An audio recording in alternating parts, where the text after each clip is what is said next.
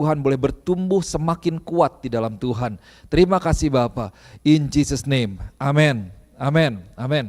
So, sore hari ini saya mau sampaikan firman Tuhan yang saya beri judul The Call to Belong to a Family. Yeah, so this is the title, The Call to Belong to a Family. So I will talk more about family. Ini satu firman Tuhan tentang keluarga, intinya ya.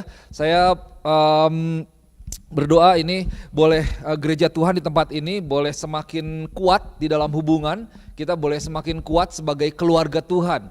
Nah, jadi kita ini dipanggil untuk untuk dimiliki, untuk masuk ke dalam sebuah keluarga gitu. Jadi the call to belong to a family. Nah, sebelumnya kita lihat dulu ya, ringkasan sedikit saja apa yang kita sudah pelajari sebelumnya. Yang pertama, kita ini dipanggil untuk terhubung dengan Tuhan. Oke, kita terpanggil untuk kita boleh punya satu hubungan pribadi. We are called to a personal relationship with God. So God wants us to have a personal relationship with Him. Nah, kita dipanggil untuk punya hubungan pribadi dengan Tuhan, dan kemudian kita juga dipanggil untuk menghubungkan orang dengan Tuhan. We are also called to connect people with God. Nah, yang berikutnya yang ketiga, nah ini dia. Nah, hubungan dengan Tuhan itu, Bapak Ibu Saudara yang kasih Tuhan, itu juga adalah sebuah hubungan dengan gereja Tuhan. Kalau dibilang kita dipanggil untuk berhubungan dengan Tuhan, kita ini sebenarnya dipanggil juga untuk terhubung dengan yang namanya tubuh Kristus. Kita terpanggil untuk terhubung dengan gereja Tuhan. We are called to get connected with the body of Christ, which is the church.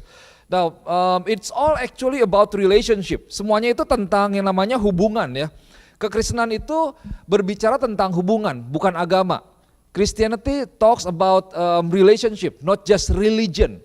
Kalau orang Kristen yang punya yang tidak punya hubungan dengan Tuhan, itu hanya Kristen sebagai agama gitu. Jadi Kristen itu bukan hanya religion, tetapi relationship, hubungan dengan Tuhan. Dan Bapak Ibu Saudara yang kasih Tuhan, kalau kita lihat kita di dalam Tuhan itu sebenarnya dipanggil untuk menjadi sebuah keluarga. Dan Tuhan itu sangat menghargai, Tuhan sangat menginginkan yang namanya hubungan. Saudara masih ingat ya bahwa Saudara masih ingat bagaimana Yesus mati buat setiap kita supaya kita bisa terhubung kembali dengan Bapa di sorga, supaya kita bisa punya hubungan kembali dengan Allah Bapa kita. Dan bahkan Tuhan kita itu adalah Tuhan yang menggambarkan dirinya dalam istilah sebuah keluarga. Kita tahu ada Allah Bapa kita panggil kan, kemudian Allah Putra dan Allah Roh Kudus ya. Allah Bapa itu dia sebagai pencipta, Allah Roh Kudus itu penolong yang digambarkan sebagai dalam keluarga mungkin sebagai yang menolong. Kemudian ada Allah Anak, dia yang juru selamat gitu. Itu kan istilah-istilah keluarga. Jadi ada Bapa, ada Anak, juga ada penolong yang mungkin bisa disambungkan dengan peran daripada ibu rumah tangga atau istri sebagai penolong begitu. Tapi istilahnya semuanya kita lihat ini sebagai keluarga. Sebagai keluarga. Tuhan sendiri menggambarkan dirinya sebagai keluarga buat setiap kita gitu, dengan memakai istilah-istilah keluarga. Jadi Tuhan tidak bilang dirinya sebagai colleague gitu ya, sebagai teman sejawat, rekan sejawat, tapi sebagai keluarga, istilah-istilah keluarga. Nah, yang pertama kita akan lihat, jadi ada beberapa kebenaran yang saya mau sampaikan buat Bapak Ibu Saudara pada sore hari ini, dan kita akan lihat beberapa firman Tuhan. So there are some truths that we will see and we will learn, and number one, let's see that we are destined to be part of His family. Kita ini sudah ditentukan, dipanggil sejak awal untuk menjadi bagian dari keluarga Tuhan. To become a spiritual, to be part of a spiritual family. Efesus 1 ayat 5 katakan demikian, dalam kasih Ia telah menentukan kita dari semula oleh Yesus Kristus untuk menjadi anaknya sesuai dengan kerelaannya. Jadi sejak semula di dalam kasih kita ini sudah ditentukan untuk menjadi anak Allah, menjadi anak-anak Allah. So God decided in advance to adopt us into His own family by bringing us to Himself through Jesus Christ. Now this is what He wanted to do and it gave Him the great pleasure. Saudara, di sini ada satu kata yaitu adopsi ya. Tuhan memutuskan sejak awal untuk mengadopsi kita istilahnya. Nah Paulus ini dia memakai sebuah istilah adopsi, jadi memang kalau kita belajar firman Tuhan kita mesti melihat bagaimana kondisi sosial budaya pada waktu itu. Jadi Paulus tidak bilang bahwa kamu ini dipanggil sebagai teman dekat Tuhan, enggak. Tapi Paulus bilang dia pakai kata adopsi, di mana pada waktu itu kalau seorang itu diadopsi, apakah dia dari yang bahkan sampai dari budak sekalipun, kalau dia diadopsi sebagai anak adopsi misalnya, itu berarti dia memiliki sebuah hak dan keistimewaan yang sama dengan anak biologis gitu. Jadi tidak ada perbedaan. So even if a slave, if they are adopted back then at that time, they will have the same rights and then the same benefits just like biological children. Karena diadopsi. Jadi maksudnya apa? Ini menunjukkan bahwa Tuhan ini mengasihi kita dan menggambarkan bahwa ada begitu hubungan yang begitu kuat antara Tuhan dengan kita, di mana Tuhan itu menjadikan kita anak. Tuhan kita itu menjadikan kita sebagai bagian keluarga yang paling dekat di dalam hubungan itu gitu. Bagian daripada keluarga Allah. So we are part of His family through Jesus Christ. Nah kalau orang percaya, kalau kita di dalam Tuhan, kita menjadi bagian daripada keluarga kerajaan Allah. Kemudian kalau kita lihat dari Galatia 3 ayat 6, firman Tuhan katakan, sebab kamu semua adalah anak-anak Allah karena iman di dalam Yesus Kristus. For you are all sons of God through faith in Christ Jesus. Dan saudara yang kasih Tuhan, semua orang itu adalah ciptaan Tuhan. Everyone was created by God, but not everyone are the children of God. Oke, semua itu ciptaan Tuhan, tetapi tidak semua orang itu menjadi anak Allah. Bagaimana kita menjadi anak Allah? Bagaimana kita menjadi bagian daripada keluarga Tuhan? Yaitu ketika kita menaruh iman kita, ketika kita percaya kepada Tuhan dan menyerahkan diri kita dan menerima Yesus sebagai juru selamat kita, di sanalah kita menjadi bagian daripada keluarga Tuhan. Oke, jadi menjadi bagian daripada keluarga Tuhan itu perlu iman memang. Lewat pribadi Yesus Kristus, kita menjadi bagian daripada keluarga kerajaan Allah. So, saudara yang tempat ini, kalau engkau sudah menerima Yesus sebagai juru selamat, engkau adalah bagian dari keluarga Allah. Dan kenapa penting sih? Kadang-kadang mungkin pikir ya, apa pentingnya? Well, Tuhan itu memiliki kekayaan, karunia yang luar biasa untuk setiap anak-anaknya. Nah itu reserve, disediakan buat setiap keluarga Tuhan. Nah kita lihat yang berikutnya, next truth. We are called, actually you are called to belong and not just to believe. Oke. Nah ini dia, kita semakin dalam ya. Kita ini dipanggil bukan hanya untuk percaya, tapi kita dipanggil untuk boleh menjadi bagian, dalam hal ini menjadi bagian dalam keluarga rohani. We are called to belong, not just to believe. Efesus 2:19, demikianlah kamu bukan lagi orang asing dan pendatang, melainkan kawan sewarga dari orang-orang kudus dan anggota-anggota keluarga Allah. Nah, dalam The Living Bible dibilang begini, you are no longer strangers to God and foreigners to heaven, but you are members of God's very own family, citizens of God's country, and you belong in God's household with every other Christians. Nah, saudara lihat tadi bahwa melalui Yesus Kristus kita menjadi bagian daripada keluarga kerajaan Allah. Dan di sini ditekankan kembali bahwa kita ini sekarang udah bukan orang lain. Kita bukan orang asing, tapi very own family. Bagian daripada negaranya Tuhan gitu, kerajaan Tuhan. Kita belong, kita dimiliki. Kita menjadi bagian daripada rumah Tuhan, keluarga Tuhan. Dengan sesama orang percaya, dengan sesama orang Kristen yang ada. Jadi saudara, lewat firman Tuhan ini, lewat hal-hal ini kita bisa belajar bahwa kita ini memang diciptakan untuk sebuah komunitas. Oke? Kita diciptakan untuk sebuah komunitas, kita dibentuk untuk sebuah keluarga di mana tidak ada dari kita yang bisa memenuhi panggilan kita di luar daripada keluarga Tuhan. Kalau engkau mau memenuhi panggilan Tuhan, engkau perlu berada di dalam keluarga Tuhan. Engkau perlu menjadi bagian daripada keluarga Tuhan. Saudara lihat di dalam Alkitab, Alkitab itu tidak mengenal adanya orang percaya yang menyendiri atau adanya pertapa rohani yang terisolasi dari orang percaya lainnya. Enggak ada ya. Setiap orang percaya itu adalah bagian daripada sebuah komunitas, bagian daripada sebuah gereja, gitu, bagian daripada sebuah keluarga. Enggak ada tuh Lone Ranger Christian, itu enggak ada.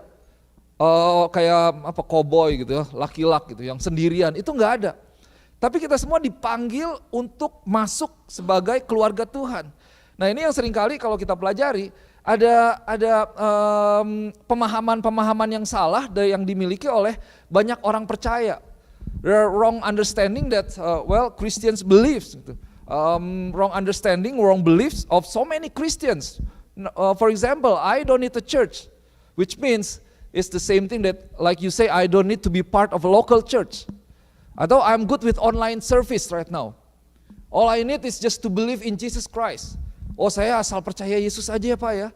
Saya sebagai pendeta sering tuh dengan gitu. Ketemu orang di mana gitu. Ya kan Pak gereja sama aja Pak ya. Atau mungkin pernah dengar kalau ada yang pernah tanya ke temennya, kenapa kamu nggak ke gereja atau gerejanya di mana? Oh ya gereja saya di mana-mana gitu. Kan gereja sama aja. Benar nggak? Ya Pak ya.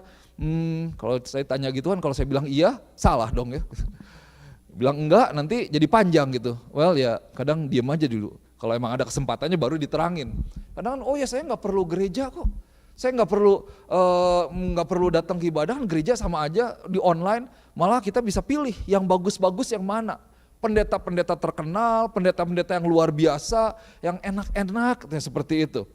Nah saudara, sebenarnya kalau kita lihat, memang hubungan itu tidak bisa terjadi secara online, betul ya?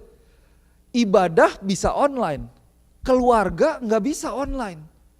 Hubungan sejati itu tidak bisa secara online. Kalau mau maksimal, mau mendapatkan hubungan yang penuh itu nggak bisa secara online. Memang firman Tuhan bisa didapatkan di mana saja. Itu kayak kita makan dari yang lain gitu. Tetapi jangan salah bahwa tetap kita perlu memiliki yang namanya sebuah keluarga rohani dalam kehidupan kekristenan kita. Ada amin. Kita perlu memiliki keluarga rohani. Nah kalau nggak punya keluarga kan coba misalnya oke, gerejanya online. Hari ini bisa pilih yang ini channelnya, minggu depan yang ini, minggu depan berikutnya yang ini, pilih channel. Lah nanti coba kalau misalnya ulang tahun siapa yang nyelamatin? Ada yang nyelamatin nggak? Nggak ada yang nyelamatin ya. Kalau ada masalah mau ceritanya di mana? Di komen di YouTube gitu. Saya ada masalah nanti yang komen tambah wah malah rame, malah macam-macam gitu. Atau nanti misalnya kalau udah selesai udah mau meninggal siapa yang mau nguburin misalnya kalau nggak ada keluarga. Ini joke tapi kita bisa pikirkan bahwa saudara, keluarga itu seringkali tidak berarti apa-apa sampai kita benar-benar membutuhkan keluarga. Keluarga itu kadang-kadang nggak berarti nggak perlu lah, nggak ya oke lah sendiri. Sampai ketika kita perlu keluarga, di sanalah kita baru merasakan bahwa keluarga itu sebuah hal yang penting. Saya percaya keluarga itu sebuah hubungan yang tidak bisa digantikan dengan yang namanya ketemu secara online. Buktinya ini kemarin kan di Indonesia khususnya ya Lebaran. Itu Lebaran macetnya luar biasa. Jalan tol itu yang baru dibangun itu dibikin satu arah. Kebayang gak Bapak Ibu Saudara yang kasih Tuhan? Jadi yang dari arah sebelumnya itu dari Jakarta keluar Jakarta itu jadi satu arah. Padahal tolnya udah begitu bagus dan itu pun masih tetap macet. Baliknya seperti itu lagi. Kenapa? Karena setelah 2 tahun orang tidak boleh mudik oleh pemerintah dan kemudian bisa mudik. Mereka sangat ingin ketemu dengan keluarga. Padahal kan selama ini online aja ya. Kalau misalnya oke, online aja kita ketemu online. Nah, Thanksgiving di sini sama juga. Thanksgiving pengennya apa? Kumpul, betul nggak? Biarpun orang mangan asal ngumpul nggak apa-apa. Pokoknya ngumpul, ketemu. Coba, kenapa kalau bisa digantikan dengan online, orang masih berusaha untuk ketemu langsung? Karena memang ternyata ada sebuah kebutuhan yang tidak bisa digantikan di mana kita mau ketemu dengan keluarga. Kita mau berkumpul dengan yang namanya keluarga. Natal juga sama. Seperti itu, hari-hari besar orang akan berusaha untuk berkumpul dengan keluarga mereka. Kita berusaha untuk berkumpul bersama dengan keluarga. Well, mungkin kalau ada orang yang nggak mau kumpul sama keluarga, ya itu udah sibuk sendiri kali, egois, atau mungkin ada anak yang kurang ajar kali ya, ini kemana ini, nggak pernah ingat sama orang tua, saudara, dan lain sebagainya. Tapi saudara lihat, keluarga adalah sebuah kebutuhan, tidak bisa digantikan oleh apapun juga. Nah, kita lihat berikutnya. Jadi spiritual family is the place to belong. Keluarga rohani itu adalah tempat di mana kita dimiliki, di mana kita bisa mendapatkan kasih, kita bisa dikasihi, kita bisa mengasihi. 1 Korintus pasal yang ke-12 ayat 12, karena sama seperti tubuh itu satu dan anggota-anggotanya banyak, dan segala anggota itu sekalipun banyak, merupakan satu tubuh, demikian pula Kristus. So, ini ada 3 ayat yang saya mau, 4 ayat dari 3 kitab yang berbeda, kita lihat. For just as the body is one and has many members, and all the members of the body, though many, are one body, so it is with Christ. Nah, kita ini beda-beda nih. Kita beda-beda, mungkin ada yang tangan lah, ada yang dari tubuh, ada ilustrasi tubuh, ada yang kepala, ada yang kaki, ada yang badan. Tapi semuanya itu bagian daripada satu tubuh. Mungkin engkau pikir bahwa enggak, saya mah sendiri aja. Enggak bisa, enggak ada tubuh yang kepisah sendiri, betul ya? Enggak ada tubuh yang bisa jalan sendiri, kalau enggak kan wah scary juga gitu. Tapi meskipun banyak, ternyata kita ini satu. Kita ini satu sebagai bagian daripada satu tubuh. Nah, kemudian kita lihat Efesus 4 ayat 16, dibilang begini, daripadanya lah seluruh tubuh yang rapih tersusun dan diikat menjadi satu oleh pelayanan semua bagiannya, sesuai dengan kadar pekerjaan tiap-tiap anggota menerima pertumbuhannya dan membangun dirinya dalam kasih. Nah, ini bagus, dalam The Passion Translations, the Bible says this, for his body has been formed in his image and is closely joined together. So joined together and constantly connected as one. Secara konstan terus-menerus saling terhubung satu sama lain. And every member has been given divine gifts to contribute to the growth of all. And as this gift operate effectively throughout the whole body, we are built up and made perfect in love.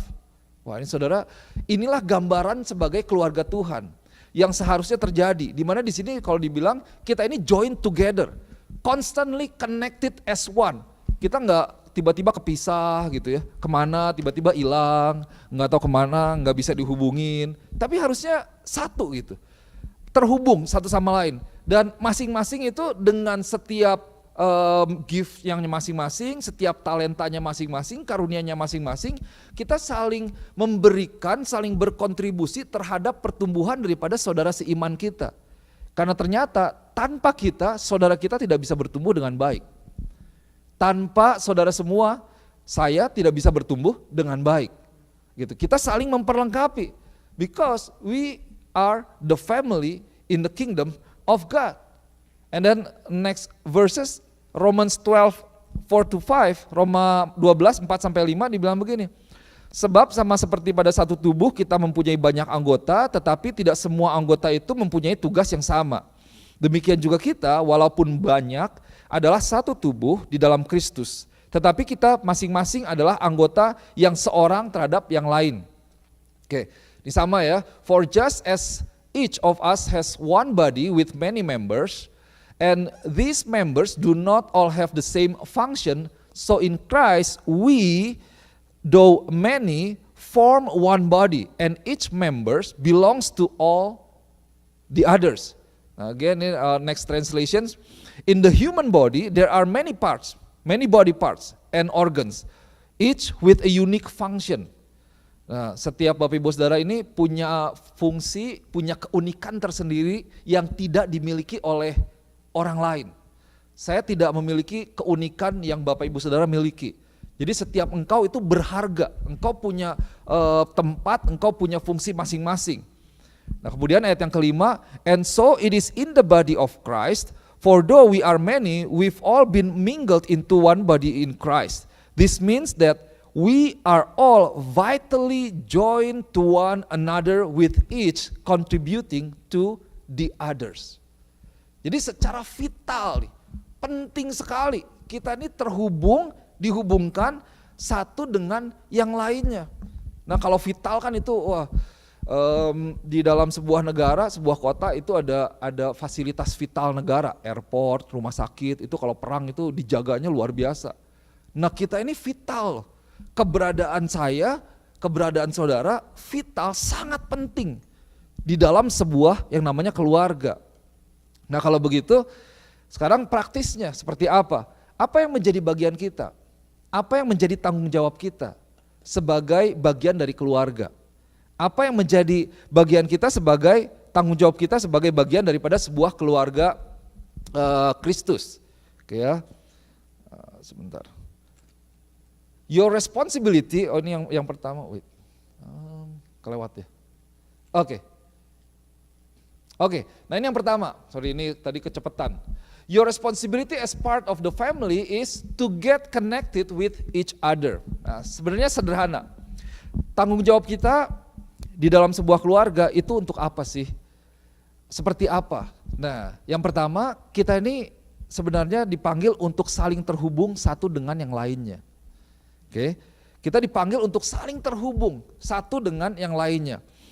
Di dalam Ibrani 10 ayat 25 dikatakan, janganlah kita menjauhkan diri dari pertemuan-pertemuan ibadah kita seperti dibiasakan oleh beberapa orang, tetapi marilah kita saling menasihati dan semakin giat melakukannya menjelang hari Tuhan yang mendekat.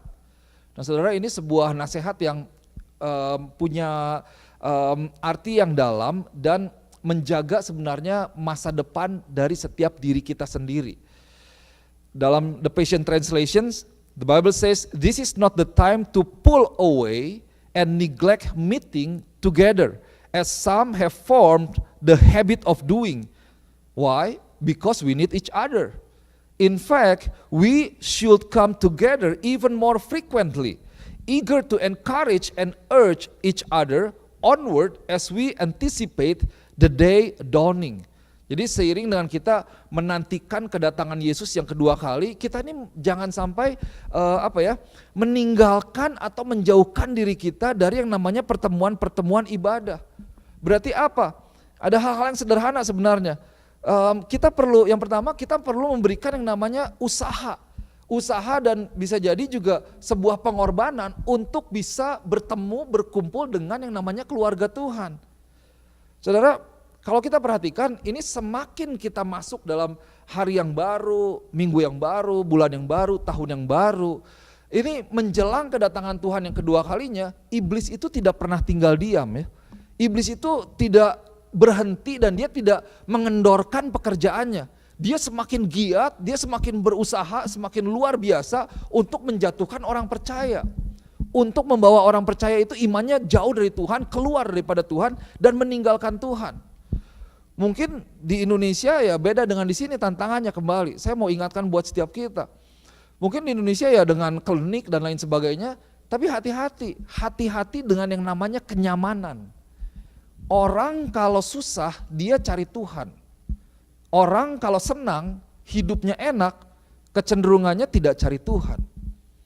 Nah ini yang lebih bahaya, maka dari itu kalau kita lihat banyak kasus kekristenan itu bertumbuh di negara-negara yang tertekan. Negara-negara yang memang dianiaya. Kenapa? Karena ketika dianiaya, ketika kita tertekan, ketika kita susah, ketika kita punya masalah, ketika kita punya pergumulan, wah kita cari Tuhan luar biasa. Tapi ketika kita tidak ada masalah, hidup baik-baik, kecenderungan kita lupa sama yang namanya Tuhan, seolah-olah kita gak butuh Tuhan.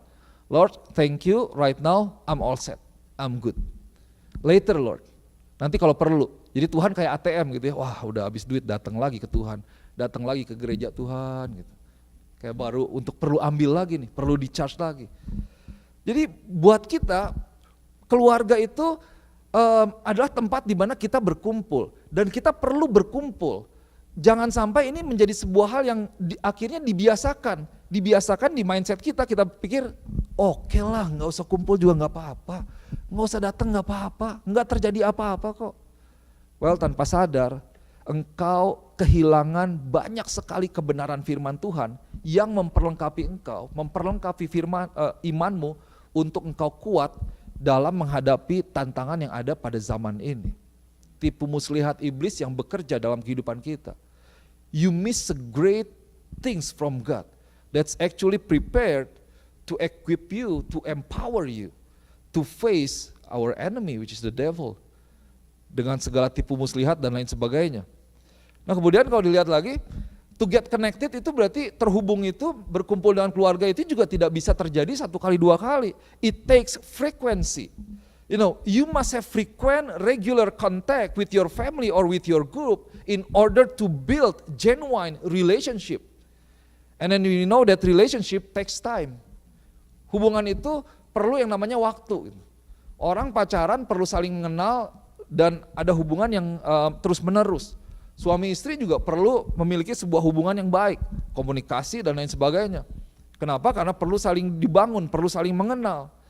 Nah, jangan sampai dengan keberadaan kita tidak berkumpul, kita meninggalkan ibadah-ibadah kita kalau sehubungan dengan ayat ini, karena kita begitu sibuk dengan kegiatan atau dengan pekerjaan yang kita miliki.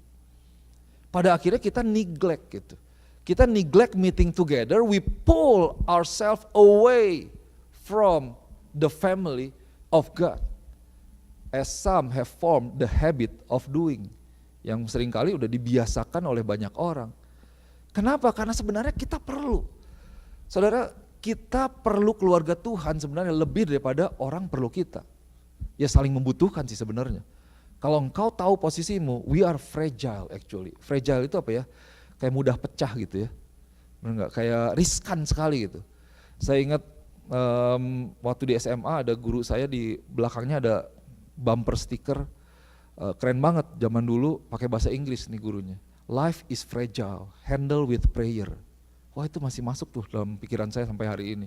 Hidup itu riskan loh. Bahaya sekali. Tanpa hubungan dengan Tuhan, tanpa terhubung dengan keluarga Tuhan sebagai wujud daripada Tuhan itu sendiri, gereja Tuhan, kita ini ada dalam posisi riskan, di mana dengan mudah iblis dapat menyerang kita, dan kalau kita tidak punya iman yang kuat, kita akan dengan mudah jatuh di dalam setiap tantangan yang ada. Nah saudara, kita perlu sadari nih, hari kedatangan Tuhan itu semakin dekat. Iblis tidak tinggal diam. Bagaimana kita bisa memastikan untuk kita bisa tetap kuat? Yaitu kita berada di dalam keluarga Tuhan. Jadi saya mau encourage, mari kita semua kita berikan diri kita usahakan yang terbaik untuk kita bisa berada bersama dengan keluarga Tuhan. Saling membangun, saling memperlengkapi satu sama lain. Nah yang berikutnya simple ya, 2 things. Number 1, our responsibility as part of the family is to get connected with each other.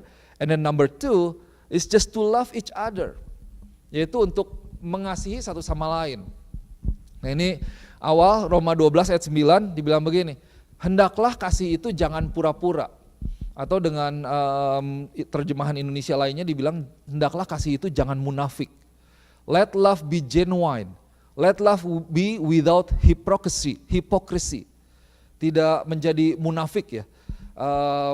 Kalau kita bicara tentang kasih, kasih itu kan sepertinya kalau kamu mengasihi aku, kamu memberikan sesuatu gitu ya. Ngomongnya yang baik-baik, sepertinya yang enak-enak, traktir makan, pokoknya baik. Kalau kamu mengasihi aku, kamu tidak menyakiti hatiku, gitu ya. Kalau sekarang kan gitu ya. Sekarang ada yang namanya cancel culture. Cancel culture di anak muda ya, kalau orang nggak setuju kita di cancel aja istilahnya. Kamu ya pokoknya saya nggak setuju gitu. Pokoknya kita nggak boleh menyakiti perasaan. Kalau menyakiti perasaan, meskipun benar, itu kayaknya oh kamu nggak sayang sama saya, kamu nggak peduli sama saya, kita berbeda. Seolah-olah gitu, anak sekarang begitu. Dan bukan anak sekarang aja ya, kita generasi sekarang hidup di sini, kadang-kadang kita juga nggak suka. Tapi di sini kita lihat, saya mau ajak kita lihat bahwa kasih itu yang sesungguhnya ada satu dimensi kasih yang lain yang tidak boleh luntur, tidak boleh pudar, jangan sampai hilang, di mana kasih yang tidak pura-pura.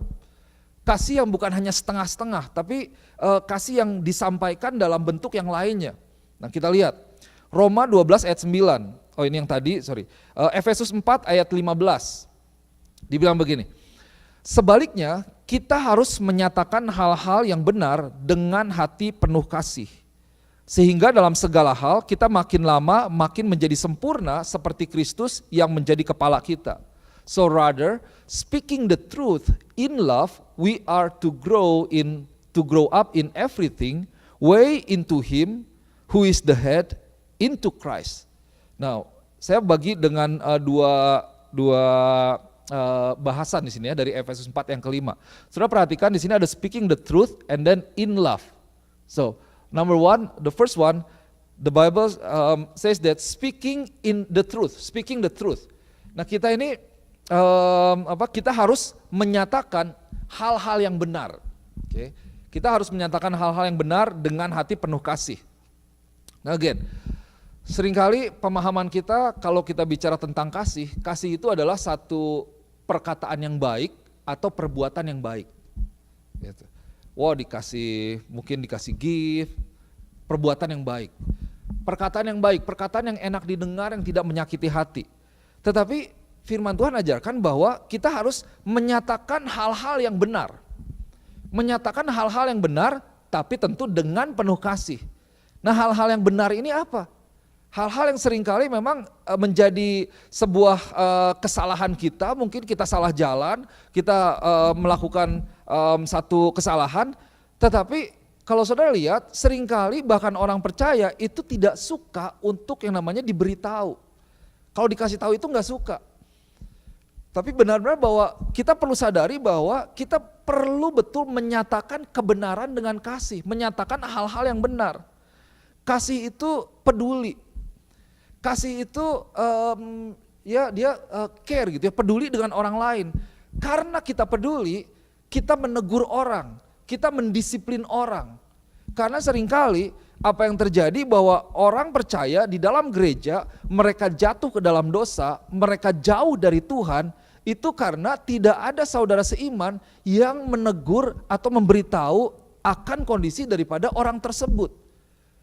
Maka dari itu tugas daripada gereja setiap kita untuk boleh menyatakan kasih.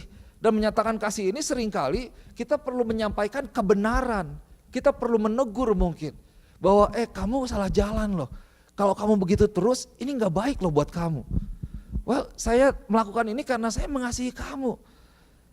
Nah saudara, kasih juga berarti sebuah perkataan yang membangun dan perbuatan yang membangun. Mungkin gak enak didengarnya. Mungkin tidak enak aja gitu kalau dikasih tahu. Tapi itu ternyata satu hal yang perlu. Nah ini yang harus terjadi. Saya berdoa di jemaat ini kita boleh memiliki sebuah kasih yang gak pura-pura. Ada amin ya. Kasih yang bukan cuma setengah yang kayaknya wah baik. Tapi kita juga boleh terbuka satu sama lain kalau kita ditegur. Kalau ditegur itu jangan langsung sensitif. Tapi kita boleh cek. Benar atau tidak. Jadi bukan lihat siapa orangnya, siapa yang menyampaikannya, berapa umurnya, tapi benar atau tidak gitu. Kalau benar ya berarti kita perlu berubah dong. Karena ternyata syukur ada orang yang kasih tahu. Coba kalau nggak ada yang kasih tahu. Dan itu yang terjadi, orang jatuh, orang jauh dari Tuhan karena nggak ada yang kasih tahu. Sampai pada akhirnya kita berpikir bahwa apa yang saya lakukan itu satu hal yang benar dan oke. Waduh ini cukup sedih sebenarnya melihat apa yang terjadi hari-hari ini bahkan di dalam komunitas orang Indonesia sendiri. Masalah dosa itu hanya dilihat sekedar masalah. Kalau masalah itu lebih ringan. Masalah itu misalnya saudara punya utang ya perlu dibayar, saudara lupa ya perlu ingat gitu ya. Oh mobil bermasalah dibenerin beres gitu. Tapi dosa nggak bisa jadikan masalah. Yang buat Tuhan Yesus marah, kita nggak marah seringkali. Tapi yang Yesus nggak marah, kita marah. Saudara bisa dapetin nggak? Seringkali yang dosa sudah tidak menjadi dosa lagi hari-hari ini. Standarnya itu orang bukan firman Tuhan. Di dalam banyak hal gitu. Nah kita harus kembali kepada firman Tuhan. Di mana ya kita perlu menyatakan, kalau perlu kita menegur orang, kalau perlu mendisiplin orang. Siapa di sini yang pernah dipukul pakai sapu lidi oleh mamanya gitu? Atau yang tukang gebuk kasur gitu ya, yang pakai yang kayak angka kayak di kartu itu kayak begitulah. Zaman dulu ya, apa nama itu ya? Rotan yang kayak begitulah. Sapu lidi, wah saya masih ingat tuh. Sapu lidi suruh tidur siangan. Wah ya kadang-kadang nggak bisa tidur juga, tapi tetap aja 2 jam di tempat tidur ya. Kalau enggak, bener-bener zaman dulu sapu lidi melayang. Mungkin di sini ya udah abusive, udah orang tua ditangkap kali. Tapi zaman dulu kan seperti itu. Atau kita ke sekolah guru, wah coba lihat hari Senin gitu kan kukunya kalau enggak pakai penggaris gitu kan digebukin satu-satu gitu. Waduh, suruh tiang bendera lah, suruh didisiplin segala macam. Tapi saudara lihat, pernah pikir gak, kenapa sih ya si mama kok jahat banget sama saya, pukulin saya pakai sapu lidi? Apa memang si mama jahat? Kan enggak ya. Kenapa? Supaya kita jadi anak baik, betul enggak? Kenapa dilakukan itu? Supaya kita jadi baik, supaya kita berubah. Kenapa? Karena beliau sayang sama kita. Karena dia sayang, dia menegur. Karena dia sayang, dia menasehati. Karena dia sayang, dia memberikan sebuah instruksi gitu. Nah, Tuhan sangat sayang sama kita. Ada amin. Tuhan itu sayang betul sama kita. Tuhan gak mau kita jatuh sebagai anaknya loh. Kita dibilang biji mata Allah. Biji mata ini mata ini satu bagian yang paling luar biasa di mana ada sebuah refleks yang milisecond. Kalau ada benda yang mendekat belum sampai kena, kita udah ngedip. Itu otomatis tuh Tuhan bikin karena begitu berharganya mata kita. Gitu. Nih mobil aja sekarang udah banyak ada kameranya, canggih. Jadi bisa berhenti sendiri, bisa jalan sendiri. Kalau lupa ngerem bisa ngerem sendiri gitu. Ya untuk melindungi, saking canggihnya, bener ya. Nah kita punya sistem yang luar biasa nih Tuhan bikin, karena begitu berharganya mata kita. Nah kita sebagai anak, wah saudara kalau yang punya anak saya percaya engkau akan melakukan yang terbaik. Kalau perlu dirimu engkau korbankan untuk anakmu, betul ya. Kita seperti itu, Tuhan sayang kita. Nah kita lihat apa yang Tuhan lakukan buat kita, karena Tuhan sayang. So, yang dari Ibrani 12 ayat ke-6, karena Tuhan menghajar orang yang dikasihinya dan ia menyesah orang yang diakuinya sebagai anak. So, the Lord disciplines the one he loves and he chastens. Semoga benar ya. Chastens everyone he accepts as his son. Ini bahasa Indonesianya sebenarnya keras loh. Dibilang Tuhan menyesah. Dalam bahasa aslinya itu dikatakan Tuhan mencambuk. Wah, ya itulah kita merasakan dicambuk tanda kutip oleh mama kita gitu ya. Pakai sapu lidi itu tadi. Dan itu benar-benar kan, ini nih bukti masing-masing ya, pernah kena pasti gitu. Bukannya cuma ditakut-takutin, kalau macam-macam benar-benar, wah mungkin ada yang pakai belt lah. Itu saya lihat banyak di sekarang muncul lagi kan, ibu-ibu yang ngejar-ngejar anaknya gitu di kampung pakai itu. Wah itu kayaknya kalau mungkin di sini ngelihatnya, wah ini abusive banget orang tua gitu. Ya memang ada yang abusive sih, ada yang keterlaluan gitu. Tapi saudara lihat, karena kita adalah anak Tuhan, apa yang Tuhan lakukan? Tuhan itu menyesah loh. Menyesah kita, menghajar kita. Karena Tuhan menghajar orang yang dikasihinya. Kalau saudara nggak pernah dihajar, saudara tidak pernah didisiplin, wah perlu diragukan saudara dikasihi atau tidak. Benar, kalau salah dibiarin, ya bodo amat, bukan anak saya gitu ya. Wah kalau anak sendiri kan salah kita tegur dong, kalau perlu kita hukum. Nah artinya ini begini, chastens ini memang itu berarti bahwa Tuhan itu memberikan instruksi dari yang paling ringan. Tuhan memberikan instruksi, kemudian Tuhan mengarahkan, bahkan Tuhan benar-benar mendidik, melatih dan menghajar atau mendisiplin dengan hukuman. Menghajar dengan ya kalau perlu ya, kalau perlu aduh ini gimana ya anakku ini supaya bisa kembali kepadaku ya. Bisa jadi Tuhan mengizinkan kita masuk atau ada dalam satu masa untuk kita boleh kembali bergantung kepada Tuhan. Karena mungkin kita sudah jauh dari Tuhan. Kita sudah mengandalkan diri kita sendiri, kita melupakan Tuhan. Bisa jadi Tuhan mengizinkan semuanya itu, bukan karena Tuhan jahat, bukan karena Tuhan tidak peduli, justru karena Tuhan menganggap kita sebagai anak, karena kita adalah bagian daripada keluarga. Nah ini yang saya berdoa supaya kita bisa memiliki hubungan yang kuat di dalam gereja ini. Dalam arti yang sederhana, jangan sampai kita tidak peduli nih dengan apa yang terjadi dengan saudara seiman kita. Oh ya, hidup udah susah lah, tiap orang punya masalahnya sendiri-sendiri gitu ya. Nggak peduli lah, isengan amat gitu tanya-tanya kehidupan orang lain. Well, saudara, apakah di rumah itu seperti itu? Kalau rumahmu seperti itu, mungkin ada satu hal yang salah saya mau katakan. Kalau anakmu salah, engkau biarin gitu. Atau keluarga, adik, kakak salah, kan tidak. Karena kita mengasihi mereka, kita mau yang terbaik untuk mereka alami. Nah, buat kita yang ditegur, kita kesampingkan emosi, kita kesampingkan kesombongan, lihat kebenarannya. Kemudian ya kalau betul ya kita perlu berubah. Karena saudara, dalam kehidupan itu ada yang namanya blind spot, di mana kita tidak melihat blind spot, ngerti ya, area yang tidak kita lihat.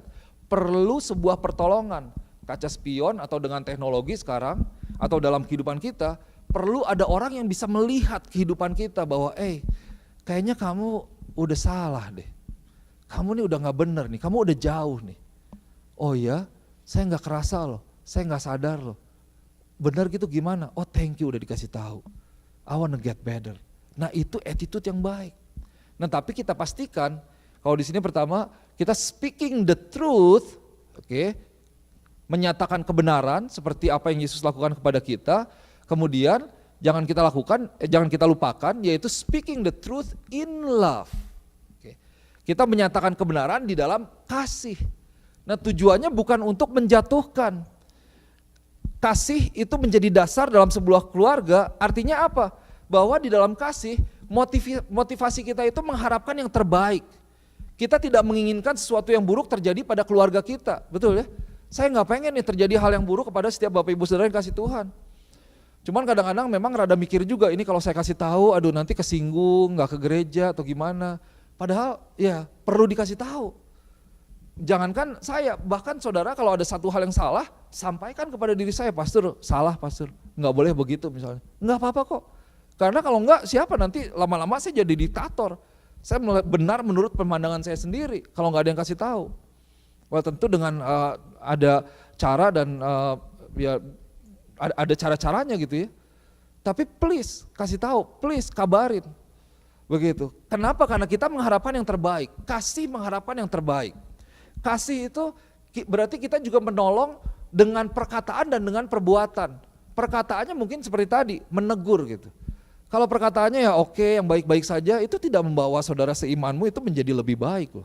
Terlebih kalau mereka salah atau mereka salah jalan. Perlu ada orang yang kasih tahu, karena kita mengasihi mereka. Perlu ada orang untuk membantu setiap orang, setiap kita, supaya bisa mencapai potensi yang terbaik. Supaya bisa berbuah dan supaya sukses. Kalau sukses siapa yang senang? Kita bersukacita bersama-sama. Nah ini nilai-nilai kebenaran daripada firman Tuhan dalam keluarga Tuhan. Kalau saudara seiman sukses, puji Tuhan dong. Kita angkat dong, kita support, waduh luar biasa ya kamu emang hebat, canggih, keren bro. Terus lanjut gitu. Kalau ada yang jangan seringkali, nah ini hal yang sebenarnya menjadi nilai-nilai di dalam keluarga kerajaan Allah, keluarga Tuhan yang harusnya ada dalam gereja Tuhan, tetapi sudah berubah.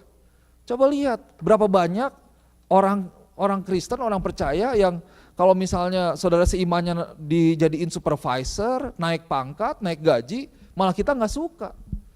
Di sini kan banyak begitu ya. Nah itu salah tuh, nggak boleh seperti itu. Kita memberikan yang terbaik supaya orang bisa sukses. Well, saya nggak terlalu sensitif kalau saudara sukses ya emang puji Tuhan, kita berdoa untuk semuanya itu, betul ya. Karena kita mengharapkan yang terbaik, kita menginginkan yang terbaik. Dan kemudian kita membantu, kita memberi yang terbaik, bahkan kalau perlu kita berkorban untuk keluarga kita. Apa yang saya bisa lakukan supaya kamu bisa lulus nih, supaya kamu bisa berhasil dalam tes kamu gitu misalnya, supaya kamu bisa masuk, supaya kamu bisa sukses, apa yang bisa saya lakukan. Kita memberikan yang terbaik. Wah itu kan keluarga.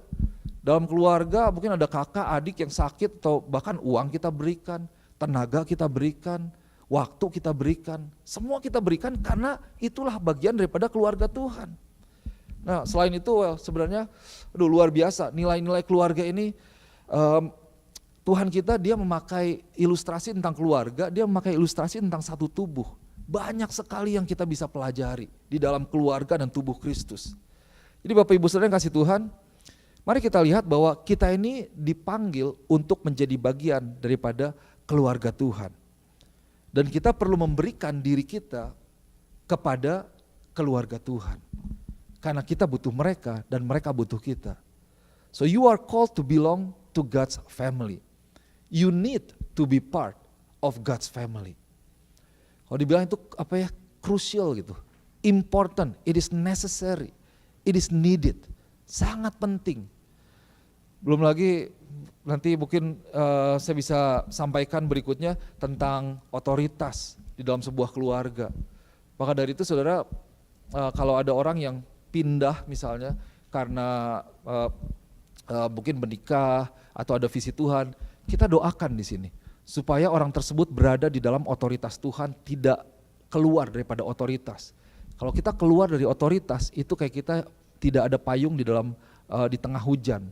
Setiap serangan iblis itu dengan mudah mengenai kita.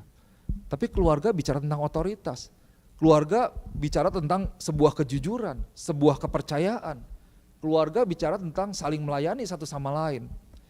Maka dari itu, disinilah harusnya menjadi tempat di gereja Tuhan, di mana kasih Tuhan itu boleh dirasakan.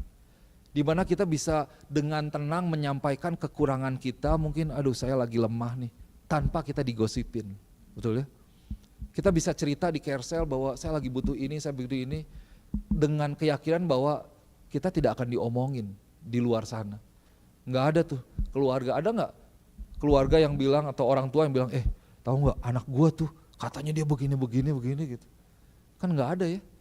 Kenapa? Karena kita mengasihi mereka. So, saya mau ajak, mari kita boleh belajar bagaimana Yesus itu membawa kita menjadi bagian dari keluarga. Dan ada nilai-nilai yang luar biasa di dalam keluarga Tuhan. Dan ada keuntungan, ada benefit yang luar biasa yang kita miliki sebagai bagian daripada kerajaan Allah, sebagai anak-anak Tuhan. Tapi sore hari ini kita belajar dua hal yang sederhana, yaitu mari kita menghubungkan diri dengan keluarga Tuhan. Dan sekarang mari kita boleh mengasihi sesama kita sebagai keluarga kita di dalam Tuhan. Keluarga rohani yang Tuhan berikan kepada setiap kita. Kita berdoa gereja ini boleh menjadi kuat di dalam kasih, gereja yang satu, gereja yang boleh berotoritas, gereja yang menjadi berkat bagi banyak orang. Ada amin. Mari kita berdoa. Bapak berdoa di dalam nama Yesus biar firman Tuhan boleh dimengerti oleh setiap jemaat Tuhan. Roh Kudus yang boleh bekerja membukakan kembali Tuhan. Dari hal-hal yang paling sederhana sekalipun sehingga kami boleh mengerti betul Tuhan akan siapa diri kami